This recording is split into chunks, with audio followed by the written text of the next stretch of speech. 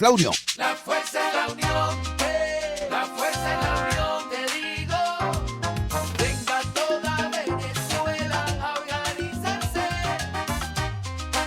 La fuerza es la unión, la fuerza es la unión. Y a poner tu granito de arena, dale por Venezuela. Actívate, en la unión está la fuerza. Por eso te digo que la fuerza es la unión. Muy buenos días, Venezuela. Bienvenidos a este su espacio. La Fuerza de la Unión, una tribuna abierta de la Sociedad Democrática Venezolana para compartir con todos ustedes, más allá de cualquier distingo puntual, partidista o ideológico, la angustia, la preocupación, la justa indignación por lo que ocurre en nuestro país y también la certeza, la confianza, la esperanza de que trabajando juntos, de que remando unidos en la misma dirección, seremos capaces de construir la Venezuela de trabajo y de respeto, la Venezuela con alimentos y con medicinas, la Venezuela con democracia y con libertad, que todos necesitamos y que ciertamente todos merecemos. Hoy, viernes 17 de enero, hay, como de costumbre, una importante cantidad de informaciones, algunas generadas en las últimas horas, otras que son el producto del acumulado de la semana, por llamarlo de alguna forma, ¿no? Dos cosas llaman poderosamente la atención desde el punto de vista de la agenda política. Uno, un evento extraño, es la manera, digamos, generosa de mencionarlo, de calificarlo. Un evento extraño que ocurrió ayer a las puertas del Tribunal Supremo de Justicia. Unos ciudadanos trajeados con franelas amarillas, con el logotipo del partido Primero Justicia, estaban allí diciendo apoyar a el diputado Parra, en una solicitud que el diputado Parra estaría haciendo ante este Tribunal Supremo, que como todos sabemos, funciona como una especie de extensión, de apéndice jurídico del régimen de Maduro Moros. Digo que es curioso por dos razones. Primero, porque la última vez que estuvo una delegación de militantes dirigentes del partido Primero Justicia ante el Tribunal Supremo de Justicia, la golpiza que les dieron fue impresionante. Recuerdo que el diputado Paparoni fue literalmente arrastrado por el suelo por varios guardias nacionales. En cambio, ayer aquello parecía un picnic, aquello estaba en sana paz y en sana armonía, ¿no? Lo otro curioso es que varios de los asistentes que estaban concentrados frente a la sede del Tribunal Supremo de Justicia, fueron abordados por algunos periodistas que allí estaban y les dijeron, ¿usted es militante de Primero Justicia? Y la respuesta que le dijeron, no, nosotros no, yo no milito en ningún partido. ¿Y qué está usted haciendo acá? Yo estoy apoyando al señor Parra. ¿Y de dónde viene usted? De Yaracuy. ¿Y cómo llegó usted? Me trajeron, me dieron la comida, me dieron esta franela. Algunos incluso admitieron haber recibido pago en efectivo, en divisa, por cierto, y de esa manera explicaban su presencia en ese lugar. Esa es una parte del asunto que nos toca hoy evaluar como ciudadanos, como venezolanos, como demócratas. Otra parte importante del asunto tiene que ver con dos declaraciones que se produjeron ayer, con diferencia prácticamente de horas, de dos dirigentes políticos. Una la dio el presidente del partido Cambiemos, Timoteo Zambrano. Timoteo Zambrano dijo que lo que nos queda a los venezolanos es la posibilidad de que el Consejo Nacional Electoral sea designado por el Tribunal Supremo de Justicia en atención a eso que llaman omisión legislativa u omisión parlamentaria. Es decir, supuestamente por no haber cumplido el Parlamento con la responsabilidad de haber designado el Consejo Nacional Electoral, entonces viene el Tribunal de Maduro y podría hacerlo. Esa es la primera declaración. Luego, con una diferencia apenas de horas, otro dirigente político el dirigente Felipe Mujica, presidente del Movimiento del Socialismo, repite lo mismo con algún agregado. Dice que incluso es preferible que lo haga el Tribunal Supremo de Justicia, y lo explicaba de la siguiente manera. Decía: yo prefiero que el Tribunal Supremo de Justicia designe al Consejo Nacional Electoral y no que la Asamblea diga que lo va a hacer y luego no lo haga. Eso ocurrió en el día de ayer. Esas declaraciones fueron conocidas en el día de ayer, mientras, repito, al mismo tiempo estaban unos ciudadanos disfrazados de militantes de Primero Justicia, apostados frente a la puerta del Tribunal Supremo de Justicia. Tiene que ver una cosa con la otra. Mira, yo no lo tengo absolutamente claro. Lo que sí quiero compartir con ustedes es el siguiente criterio jurídico acerca de lo que es y de lo que no es la omisión legislativa. Escuchemos el aporte que sobre el particular ayer hizo circular el doctor Ali Daniels, quien, como ustedes saben, es vocero directivo de la organización no gubernamental Acceso a la Justicia.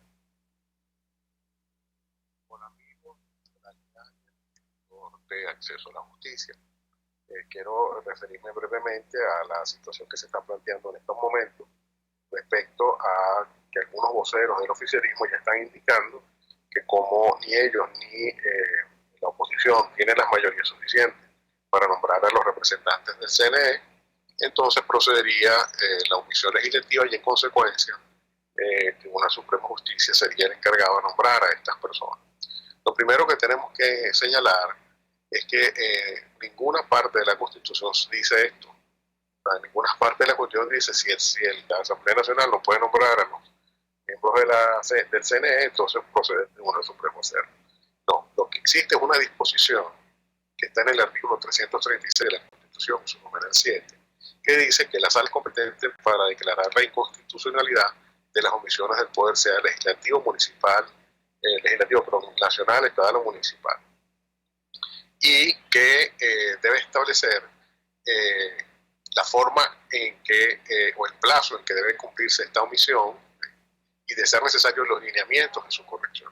Entonces, como ves, la norma constitucional no está diciendo que es que el Tribunal Supremo asume las competencias del órgano legislativo que incurre en omisión, sino que dice cómo él tiene que indicarle a ese órgano cómo debe corregir esa omisión si lo ha hecho de forma incompleta, con cuáles lineamientos debe hacer. Entonces, esta expresión en los lineamientos de su corrección ha sido interpretado a nuestra manera de una forma completamente ajena a su literalidad y se ha utilizado para nombrar a los miembros del CNE porque no se cuenta con las mayorías necesarias para hacerlo. Para nosotros esto es una usurpación de las funciones del legislativo y es una interpretación que no corresponde al espíritu, porque cuando se corrige a alguien, se le indica a esa persona qué es lo que tiene que hacer para corregir lo que ha hecho mal. Y eso es lo que está diciendo la Constitución. Cuando hay una omisión legislativa, usted tiene que darle un plazo legislativo para que pueda corregir esa omisión y la forma en que debe hacerlo.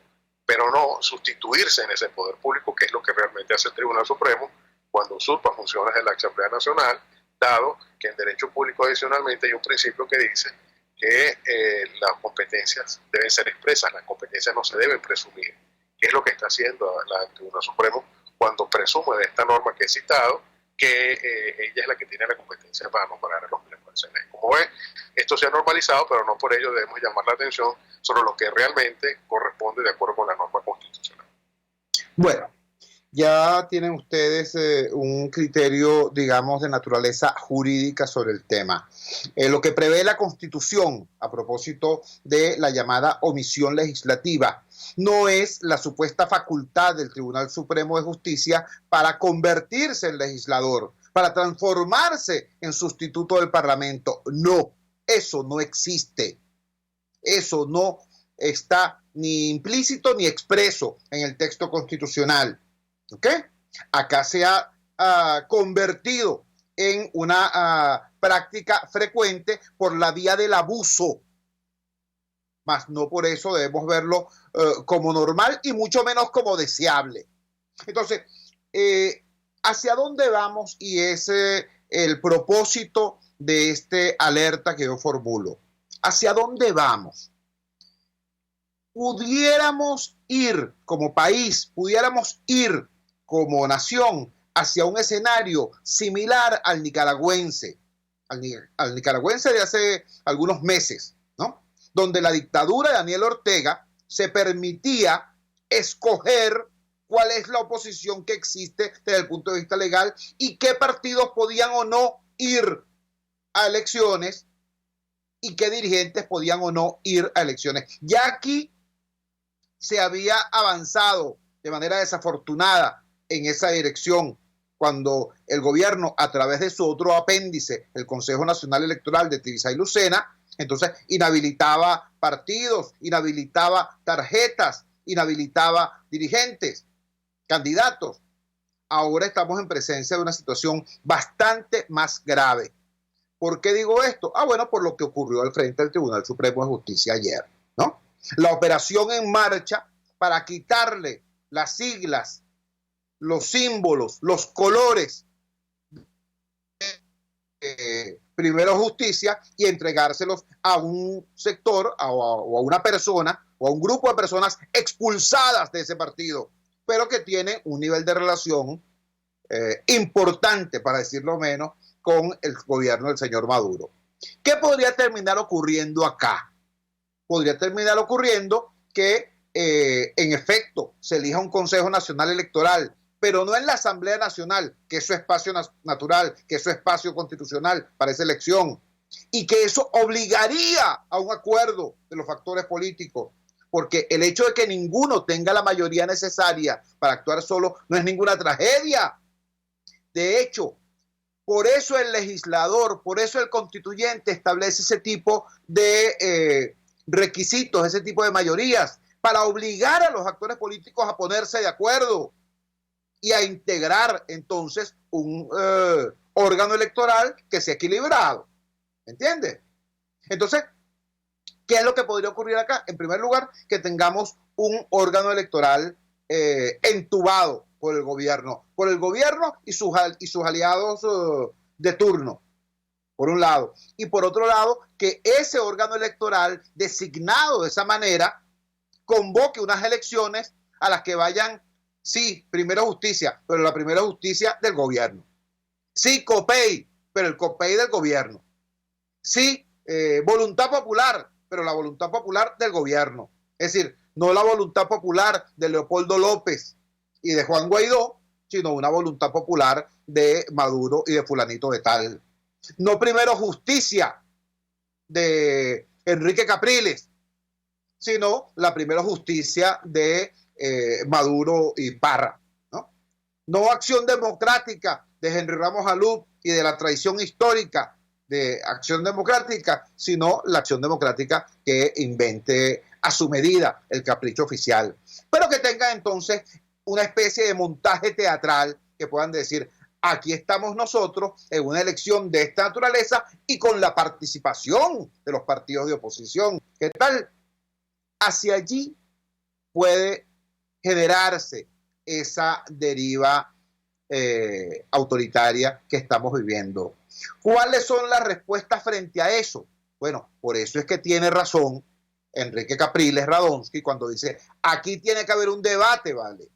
Aquí tiene que haber un debate, una discusión, una forma de que la oposición, de que el campo democrático, que es una inmensa mayoría en el país, se ponga de acuerdo y produzca una línea coherente, pero no puede ser sencillamente que sigamos actuando y actuando como que si aquí no pasara nada, ¿no? Que sigamos actuando como cuando a mediados del año pasado, frente a cualquier crítica, la respuesta era, vamos bien. No vale. Estamos en una circunstancia extremadamente grave. Y la única cosa que no controla el gobierno es la sociedad. El gobierno controla el aparato político, el aparato administrativo, la fuerza de las armas, la violencia legal, la violencia ilegal, el CNE. El gobierno controla todo eso. Lo único que no controla es a ese 80% de venezolanos que lo repudiamos. ¿Cómo convertimos esa fuerza social, esa fuerza popular, esa fuerza de la sociedad en fuerza política capaz de desalojar del poder a estos sujetos. ¿Cómo lo hacemos? Bueno, hay que definirlo. Es absteniéndose. Bueno, pero que nos expliquen cómo la abstención forma parte de una estrategia de poder y no como hasta ahora un mecanismo en el cual la gente expresa su rabia contra la misma oposición, se queda en la casa y el gobierno sale ganando. Eso es lo que ha ocurrido aquí con la abstención desde el año 2005 para acá. Que no es así, que vamos a participar. A pesar de que no tengamos tarjetas, a pesar de que tengamos los partidos inhabilitados o robados, a pesar de que tengamos inhabilitados a buena parte de los candidatos, a pesar de todo eso, nos montamos una estrategia de país para arrollar al gobierno con la inmensa mayoría que tenemos. Porque el gobierno puede robarse una elección apretada, cerrada, pero una avalancha no puede hacerlo. Bueno, entonces que se defina, vale, pero que se defina rápido, porque el tiempo pasa de manera muy veloz, y esta crisis política se produce en el contexto, además, de una crisis social horrenda. Y la inmensa mayoría del país no está pendiente de esto que estamos hablando. La inmensa mayoría del país está pendiente de que el kilo de azúcar está muy por encima de los 100.000 bolívares y que la bolsita de 900 gramos de leche en polvo cuesta más de 400.000 bolívares. La inmensa mayoría del país está pendiente de sobrevivir y no podía ser de otra manera. Entonces, repito, aquí hay la necesidad de que se tomen medidas. Y mira, repito lo que yo dije ayer, a lo mejor es muy importante que se nombre una comisión para reestructurar Telesur, pero esto de lo que estamos hablando es muchísimo más importante, porque en esto no es que se le va la vida a un liderazgo o es que podamos perder los colores o las siglas de un partido. No, en esto se nos va la vida del país. Vamos a la siguiente pausa comercial y ya regresamos con muchísimo más de La Fuerza. La fuerza es la unión. Usted escucha Unidad, la fuerza es la unión, con Chuo Torrealba por RCR 750 AM. Sintonícenos a través de Periscope, @RCR750, la radio que se ve. En RCR somos vanguardia. Toda la programación de tu RCR también la puedes seguir a través de la internet. Audio y video en tiempo real. Noticias y mucho más. No te pierdas ni un segundo de nuestra programación. No hay excusa ni cadena que valga para que dejes de escucharnos. Ingresa a rcr.tv, la radio que se ve. Pluralidad contigo. Respeto contigo. Responsabilidad contigo. Libertad contigo. Estamos contigo y punto. De lunes a viernes a la 1 de la tarde. Contigo. Solo por RCR 750 AM. Porque lo bueno une. Opinión, ideas en debate. Usted escucha a Chuo Torrealba en Unidad. La fuerza es la unión por RCR.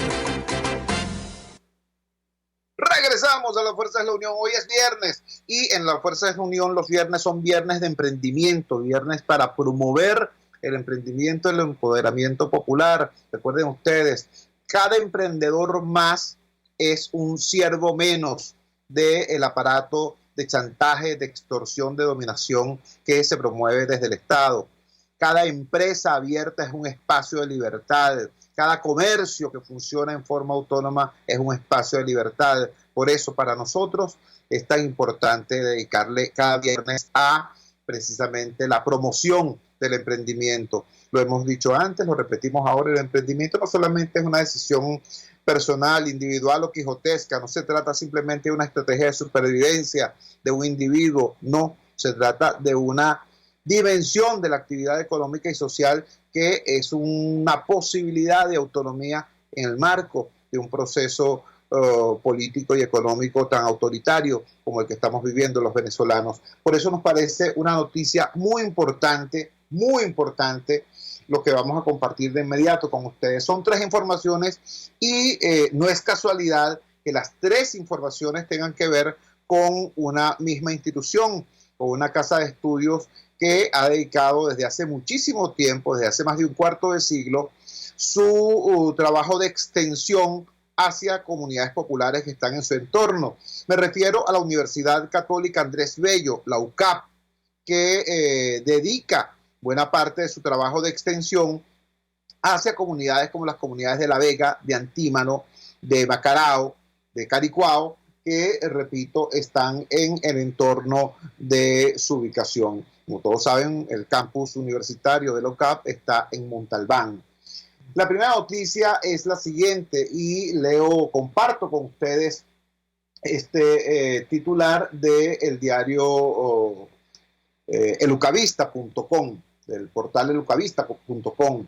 Alianza UCAP-ACNUR brindará asistencia a 5,000 habitantes de Antímano, La Vega y el Junquito.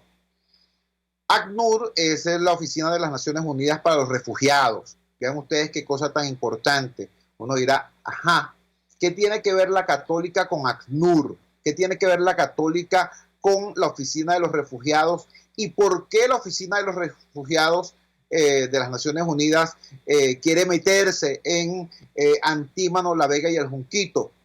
Bueno, porque precisamente de lo que se trata es de promover el emprendimiento en esas comunidades populares para que esas personas puedan quedarse y prosperar allí en sus comunidades populares, quedarse y sobrevivir y mejorar su condición allí en sus barrios y no se conviertan en migrantes y posteriormente en refugiados. Dice así la información. El rector Francisco José Virtuoso y el representante del organismo de la ONU, Matthew Krensil, suscribieron un acuerdo para ser ejecutado en el año 2020, es decir, el año en curso, que busca prevenir el desplazamiento y la apatridia a través del apoyo al emprendimiento en hogares y comunidades vulnerables, con especial atención a mujeres cabeza de familia y la formación técnica y vocacional de los jóvenes. Vean ustedes qué importante. La Universidad Católica Andrés Bello, UCAP, y la Oficina del Alto Comisionado de las Naciones Unidas para los Refugiados, ACNUR, suscribieron este 14 de enero un convenio para ser ejecutado durante el año 2020, con un amplio objetivo que se enmarca en el fomento del empoderamiento, de la participación y del alcance comunitarios y disminución del riesgo de apatridia en la población intervenida. Se estima que se beneficiarán en forma directa unos 5,000 residentes de las parroquias Antímano, La Vega y el Junquito del Distrito Capital, donde la extensión social universitaria ejecuta sus programas desde hace 20 años bajo los principios de humanidad, neutralidad, imparcialidad e independencia operativa, los mismos que rigen las actividades de ACNUR en el mundo. La firma formal del convenio, que involucra un aporte de $331,102, estuvo a cargo del rector de la UCAP, Francisco José Virtuoso, y del representante de ACNUR en Venezuela, Matthew Krensil. El programa prevé apoyo al emprendimiento a escala de los hogares y comunidades vulnerables, con especial atención a las mujeres cabeza de familia y la formación vocacional y técnica de los jóvenes para que todos desarrollen actividades económicas decentes. Los beneficiarios tendrán la oportunidad de retener las capacidades desarrolladas en el marco de la intervención, al tiempo que recibirán servicios especializados de protección, apoyo psicosocial y orientación legal. En el caso de los adultos mayores en riesgo, se procurará fortalecer su autonomía, capacidad para resolver desafíos rutinarios y adaptación a su entorno, mediante actividades de estimulación neurocognitiva, cohesión grupal y generación de estrategias de afrontamiento y fortalecimiento comunitario. El acuerdo ACNUR-UCAP persigue, entre sus varios propósitos, promover la resiliencia y medios de vida para la prevención del desplazamiento, así como generar espacios de encuentro ciudadano con el fin de afianzar los lazos comunitarios, fortalecer el tejido social y propiciar espacios para la formación de actores y organizaciones comunitarias. Se procurará, asimismo, garantizar acceso a los servicios básicos de calidad a nivel comunitario basado en los principios humanitarios.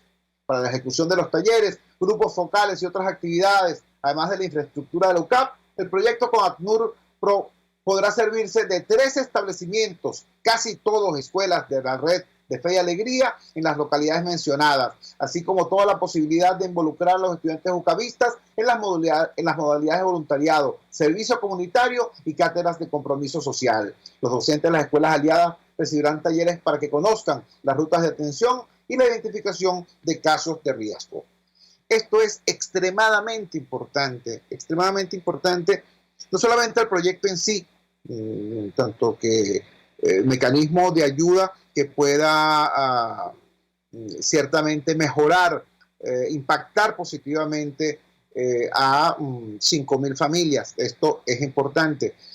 Pero más importante todavía es esto como síntoma. Es decir, que muchas otras instituciones, muchas otras universidades, casas de estudio, instituciones, organizaciones de diversa naturaleza, vean que este es un camino para transformar en este caso la extensión universitaria, en otros casos podríamos estar hablando de la responsabilidad social empresarial, en instrumentos concretos de intervención bienhechora en espacios sociales que requieren urgentemente ese tipo de apoyo, precisamente para que la situación no se degrade a situaciones de desplazamiento que terminan generando estos problemas de refugiados y de mayores necesidades.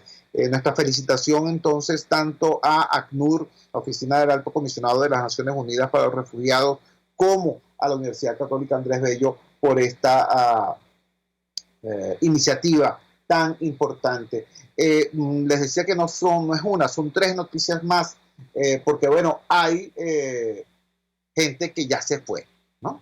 Hay ciudadanos venezolanos, no solamente de estas comunidades populares, sino de muchos otros sitios, bueno, que ya están en condición de refugiados o de migrantes.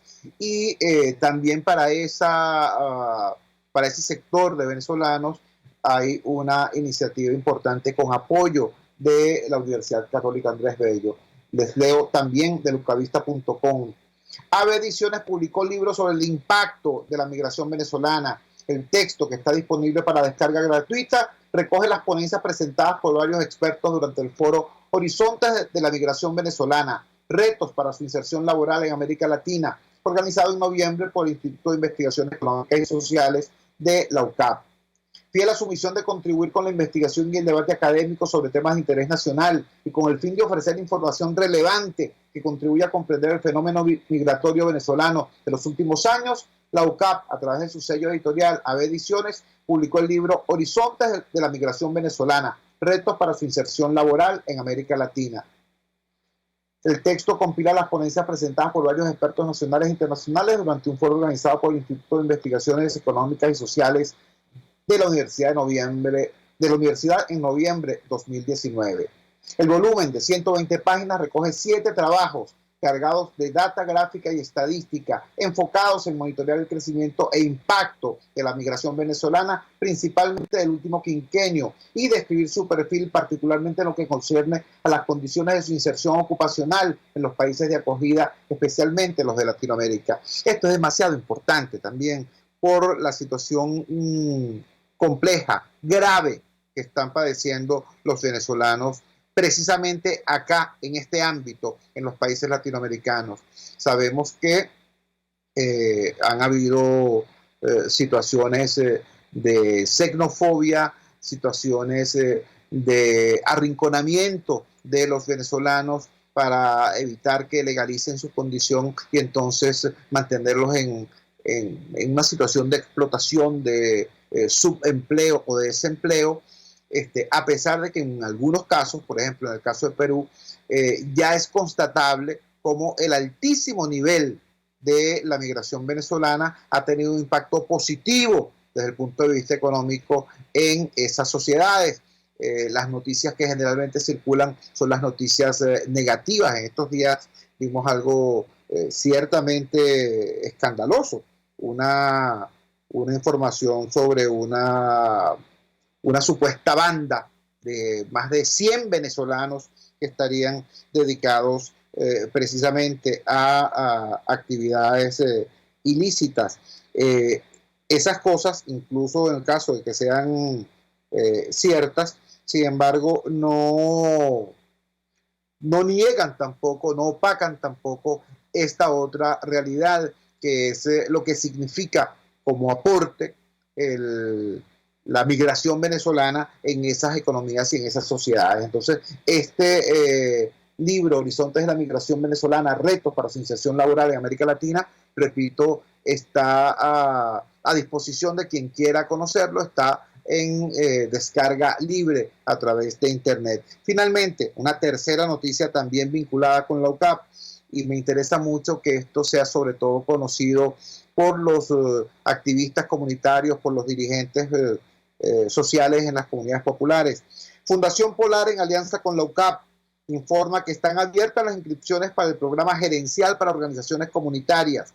Este programa se basa en profundizar los conocimientos en materia de desarrollo y gestión comunitaria, comunicaciones y redes para la acción local, herramientas para el trabajo comunitario, competencias para el desarrollo personal y liderazgo comunitario eficaz. Este programa está dirigido especialmente a líderes, promotores y organizaciones comunitarias. Consta de 6 módulos semipresenciales, una sesión mensual en el horario comprendido de 8 de la mañana a 4 de la tarde, una vez al mes, repito. El perfil deseado de los participantes es el siguiente: líderes y promotores comunitarios interesados en el desarrollo de sus comunidades, tener nociones elementales de las organizaciones comunitarias, flexibilidad para adaptarse a diferentes situaciones, habilidad para integrarse al trabajo de grupo, expresión verbal clara, precisa y sencilla, capacidad de análisis y síntesis. Las personas que deseen postular deben residenciarse en Caracas. De igual manera deben ser personas responsables y comprometidas con las normas y exigencias del programa.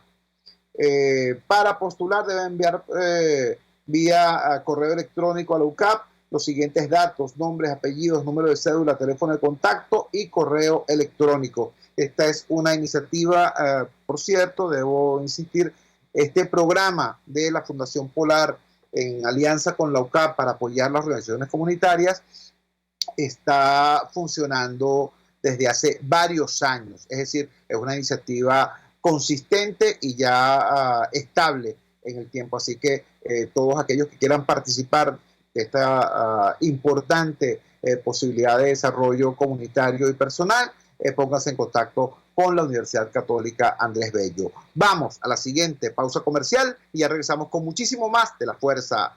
La fuerza es la unión. Les estamos presentando Unidad, la fuerza es la unión, solo por RCR 750 AM. Puedes seguirnos en nuestras redes sociales. En Twitter, @RCR750, la radio que se ve. Los temas de actualidad más relevantes son expuestos a la luz de La Linterna. Diego Bautista Urbanica le invita a formar parte de este ameno espacio de charla y análisis con una buena taza de café y al son de buena música. La Linterna, de lunes a viernes, a partir de las 2 de la tarde, por RCR 750 AM. RCR 750 AM, porque lo bueno une.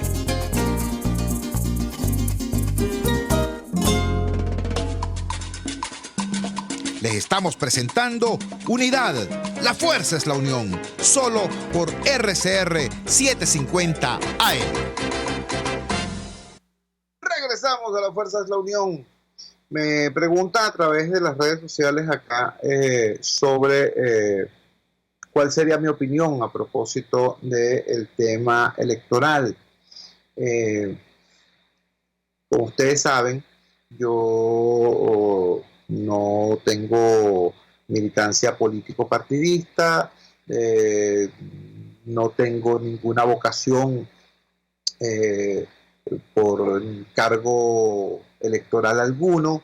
Mi cercanía, mi pasantía por la MUD fue en respuesta a una situación de emergencia que tenía el campo democrático en aquel momento. Estamos hablando de el año 2014, veníamos de aquella situación tremenda que se produjo con eso que se llamó la salida. Hubo más de 40 muertos en unas semanas de especialmente aguda conflictividad. Eso tuvo algún impacto al interior de la alianza opositora. La persona que ocupaba la Secretaría Ejecutiva de la MUD en ese tiempo, el doctor Ramón Guillermo Aveledo, renunció a esa posición y hubo una situación de mucha inestabilidad, de mucho peligro, de fractura. En ese momento me fue requerida la ayuda, fue requerida que prestara apoyo, y bueno, se debatió en el radar de los barrios la situación y convinimos precisamente en apoyar. Dimos el concurso entonces a la alianza opositora, logramos junto a muchos que se volviera a cohesionar el campo democrático y dimos inicio y logramos, gracias a Dios, conducir, repito, junto a muchos, un proceso que terminó en la victoria resonante del 6 de diciembre del 2015. Esa victoria permitió esta amplia mayoría en la Asamblea Nacional, esa victoria permitió todos los desarrollos que luego se produjeron. Sin esa victoria no tuviéramos hoy a Guaidó como presidente ni de la Asamblea Nacional ni como presidente encargado del país. Esos son los hechos y esa es la relación mía con el tema de la política contingente. Aclaro esto en principio porque este tema es un tema generalmente delicado. ¿Qué ocurre con el tema electoral? ¿Qué ocurre con la situación que hoy tenemos? Pero ocurre que todos los partidos de oposición juntos, todos, no estoy hablando de la opinión pública. Si usted va a la opinión pública y revisa todas las encuestas de opinión, te vas a encontrar con que más del 60% y en algunos casos, de acuerdo al tipo de registro que se hace, hasta el 80% de los venezolanos expresa su rechazo, su repudio, su vocación de cambio frente al régimen, frente al gobierno. Eso es la opinión pública. Ahora, cuando usted va a los dispositivos políticos, se encuentra que todos los partidos de oposición juntos, sumados, llegan más o menos a un 17-18%.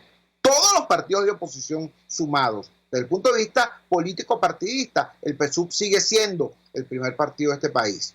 Después de 20 años de desastre, imagínense ustedes, después de 20 años de destrucción nacional, el PSUV sigue siendo el primer partido del país. Por supuesto, ahí también están las razones del tipo crematístico, el tema del dinero, el tema del control de las palancas del poder, pero digo, eso es un hecho. Todos los partidos de oposición sumados llegan al 17-18%.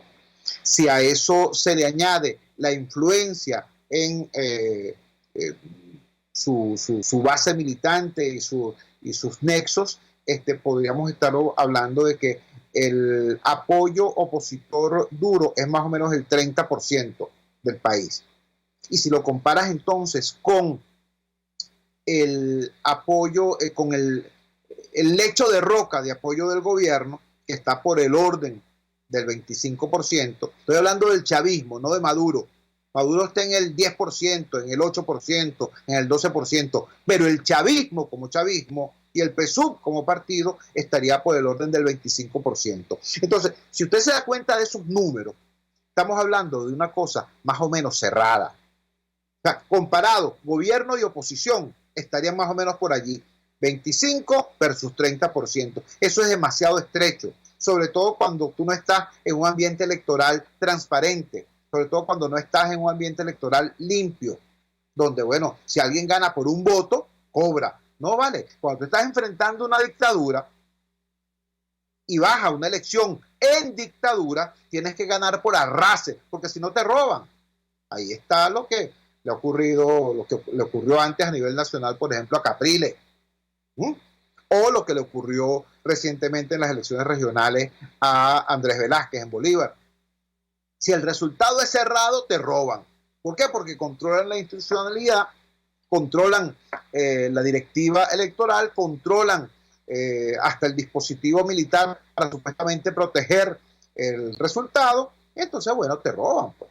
La única manera de ganar y que ese triunfo se pueda ejercer relativamente es ganando como ganamos nosotros en el 2015, por arrope, por galope, ¿entiendes? Entonces, ese escenario donde tú ves a el oficialismo con un 20-25% y a la oposición con un 25-30% es un escenario delicado. ¿Ves? En ese escenario se puede imponer el control clientelar del gobierno. el miedo, que es utilizado por el gobierno como arma para desmovilizar a la población. Ese es el escenario que busca el gobierno, un escenario en el cual la inmensa mayoría de los venezolanos no quiera ir a las urnas, no quiera ir a un proceso electoral, y se circunscriba esto a una competencia entre el aparato del gobierno y el aparato de la oposición. En esa lucha de aparatos, el gobierno podría ganar, y por eso están trabajando para eso. El gobierno está trabajando para una elección en la que a ti te dé hasta asco participar, ¿entiendes? Con un Consejo Nacional Electoral electo por el TCJ de Michael Moreno, para que tengas más desconfianza todavía, ¿entiendes? Con unos sucedáneos de los partidos de oposición electos o conseguidos de manera tramposa, para que te dé más rabia todavía, y para que la gente diga, bueno, en esas condiciones ni de broma. ¿Y qué va a ocurrir entonces? Bueno, que van a tener su elección. ¿Por qué? Porque la Constitución establece que en el año 2020 tiene que haber elecciones parlamentarias. Entonces vamos a tener aquí un show electoral montado por el gobierno, diseñado de tal forma que ahuyente de las mesas de votación a los ciudadanos, a la mayoría del país, que por rechazo al régimen terminarán haciéndole un favor al régimen, regalándole el único poder público autónomo que hoy tenemos, que es la Asamblea Nacional, regalándole al gobierno lo que con muchísimo esfuerzo conseguimos hace 5 años. Eso es lo que ellos están buscando, eso es lo que está avanzando, eso es lo que tiene que ver con, por un lado, la decisión de que el CNE, el nuevo CNE, se elija no en la Asamblea Nacional donde corresponde, sino en el Tribunal Supremo de Justicia, ese espacio desprestigiado, por un lado, y por otro lado lo que vimos ayer con estas personas, estos ciudadanos disfrazados de militantes de Primero Justicia para exigir, para pedir ante el TCJ que le arrebaten las siglas y los colores de ese partido y se los entreguen a quien está en connivencia con el gobierno. Ese es el sentido de esa jugada. Entonces, repito, ¿qué puede pasar frente a eso? Frente a esa operación puede ocurrir que nosotros digamos, no chicos, eso es un show electoral, eso es una trampa más, eso es un matadero electoral, a mí no me va a llevar ese matadero, yo no voy a eso. Eso puede ser la actitud, de hecho esa es la actitud que está buscando el gobierno que ocurra. ¿Por qué digo esto? Bueno, les quiero recordar, en el año 2017, eso fue lo que se dijo de la elección de la Asamblea Nacional Constituyente. Y no, eso es irrito, eso no sirve para nada, eso es mentira, ahí no se puede ir, tal y cual. Pero los tipos eligieron su Asamblea Nacional Constituyente y ahí está la constituyente. No ha hecho absolutamente nada bueno por el país, pero sí ha hecho muchísimo mal. Ha sido un factor disruptor, un factor de destrucción de la poca institucionalidad que queda. Ahí está la constituyente. Es decir, las cosas no es que dejan de existir porque uno deje de mirarlas, ¿no?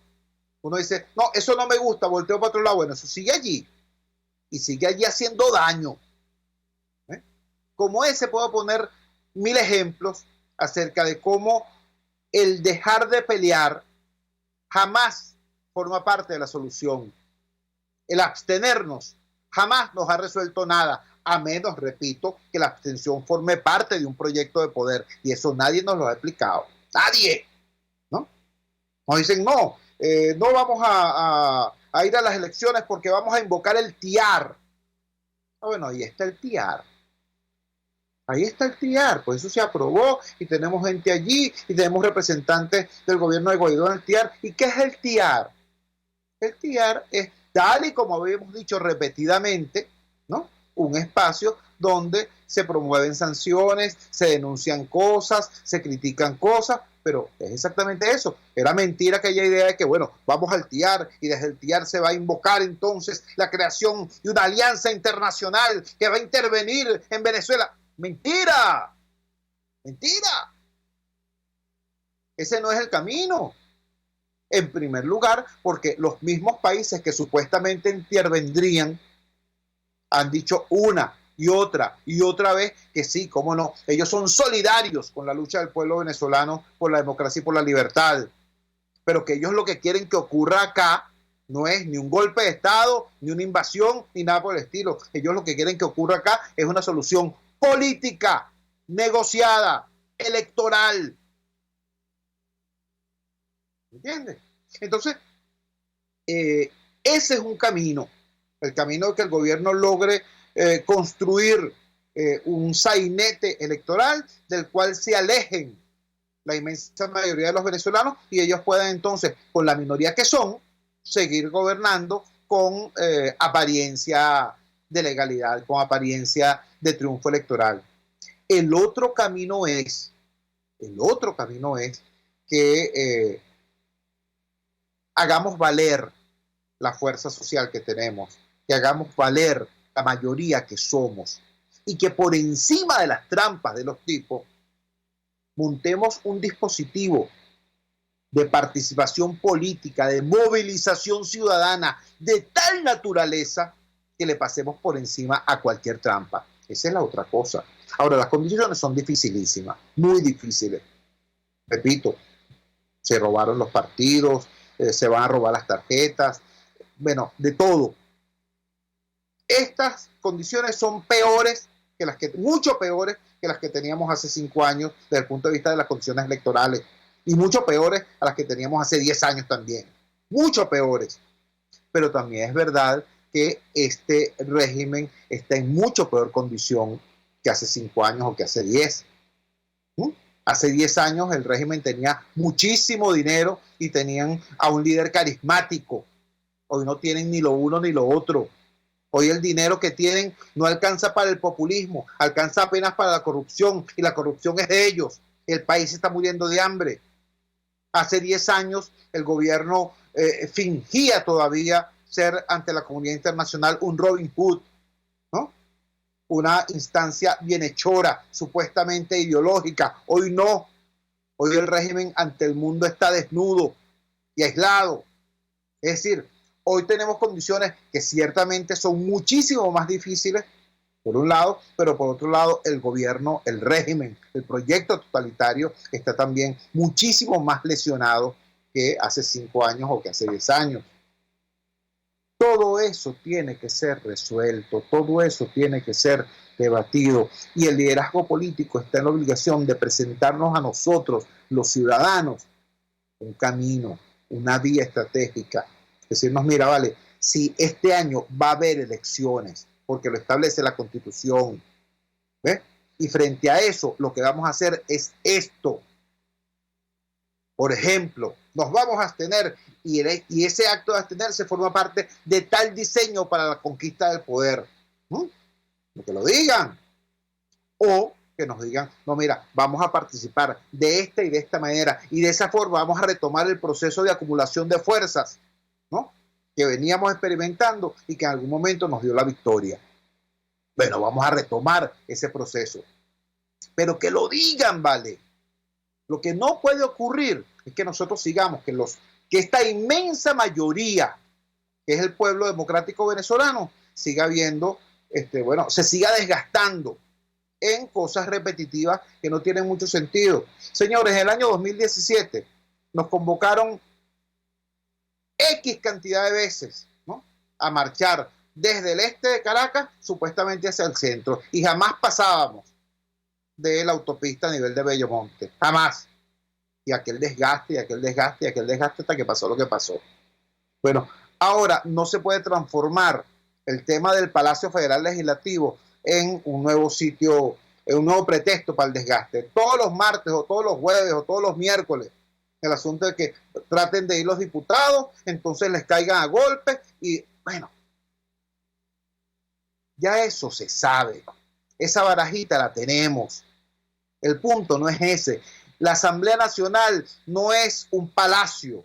La Asamblea Nacional no es un inmueble. La Asamblea Nacional son los diputados. Y los diputados son los dirigentes políticos naturales de sus circuitos, de sus regiones, de sus municipios, que tienen que estar trabajando allí, precisamente construyendo la más amplia unidad para darle a estos señores, darle a este régimen totalitario la derrota que se merecen y al pueblo venezolano la victoria que necesitamos. De eso se trata. Y yo insisto en un punto. Podemos tenerle muchas críticas al liderazgo opositor, pero ese es el liderazgo que tenemos. Lo que tenemos que hacer los ciudadanos, lo que nos corresponde a los ciudadanos, es exigirle a ese liderazgo que esté a la altura de la crisis, desde el punto de vista de lo que es su elaboración política, y que estén con empatía y con respeto en relación a la muy dura situación económica y social que está viviendo el venezolano. O sea, que no hagan política en el aire, que no estén haciendo política para Twitter, que hagan política desde la gente y para la gente. Yo creo que ese es el planteamiento y eso es lo que nos podría llevar a nosotros nuevamente a dejar de quejarnos de lo que ocurre y pasar a formar parte todos de la solución posible. Trabajamos para ustedes en la dirección general de la emisora, Jaime Nestares, al frente de los controles estuvo César Arteaga. Habló para ustedes su amigo, comunicador popular, activista social, ciudadano en lucha por la democracia y por la libertad, Jesús Chuo Torrealba. Ahora más que nunca, fuerza Venezuela, porque la fuerza es la unión. RCR presentó Unidad, la fuerza es la unión, con Chuo Torrealba, solo por RCR 750 AM. Puede seguir nuestra programación a través de rcr.tv, la radio.